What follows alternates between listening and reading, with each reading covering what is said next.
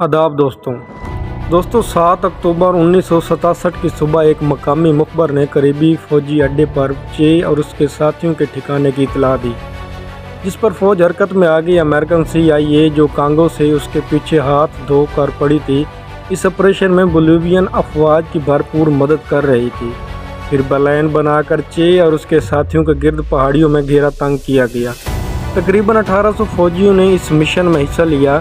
CIA उन्हें guide कर रही थी। चे और उसके साथियों ने अगरचे मुकाबला किया, मगर वो मुट्ठी भर थे। जल्द ही मारे गए। चे जख्मी हुआ और गिरफ्तार कर लिया गया।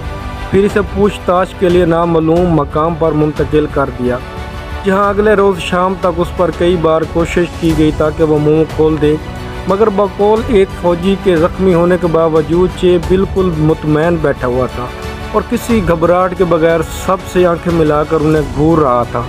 उसकी आंखों में ऐसी रोब और चमक थी कि हम में से कोई भी उससे सही नज़र नहीं मिला रहा था। ऑफिसर आ जा रहे थे और इससे पूछताछ कर रहे थे, मगर वो किसी सवाल का जवाब नहीं दे रहा था।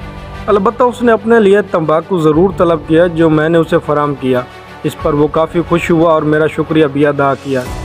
फिर जब 2 दिन तक उस पर मगज़मारी करने से भी कुछ हासिल न हुआ, तो उसकी रिपोर्ट सदर को दे दी गई, जिसने किसी मुमकिन प्रेशर से बचने के लिए उसकी फौरी मौत का हुक्म सादिर कर दिया।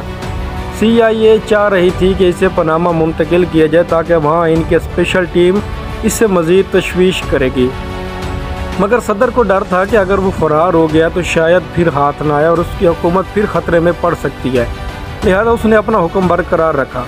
आर्डर की तकमील की गई और इसी शाम उसे एक शराबी जलाद के हवाले किया गया, जो जंग में अपने 3 साथी खो चुका था और चे को उनकी मौत का जिम्मेदार समझता था।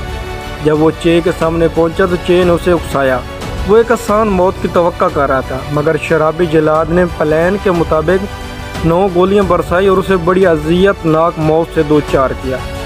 इनका मंसूबा ये था कि चे को वापस उसी मकाम पर फेंक कर बाद में ऐलान किया जाएगा कि वो मुकाबले में मारा गया, ताकि इस तरह ट्रायल न करने के इल्ज़ाम से बचा जा सके।